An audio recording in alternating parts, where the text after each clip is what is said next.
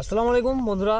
তো বন্ধুরা, আবারও আজকে যে আমরা গ্রাফটিং যে চালু করব, তো আমরা গ্রাফটিংয়ের জন্য কোন ডালটি সব থেকে ভালো জাতের হবে বা কোন ডালটি আমরা নির্ণয় করব আর কিভাবে ডালটিকে আমরা কাটবো, তো চলুন আপনাকে দেখিয়ে দিই।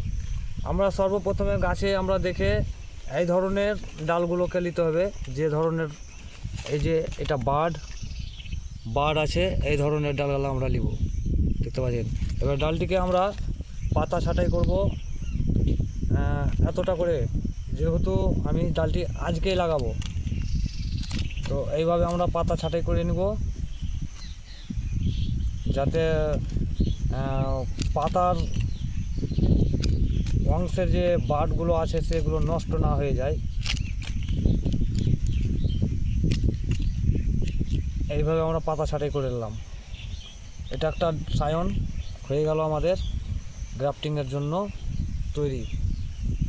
তো আমি এটিকে সবটিকে এক এক করে করে নিব, দিয়ে আমরা কিভাবে প্লাস্টিক আমরা এর উপরে দিব সেটা আপনাদেরকে দেখাবো।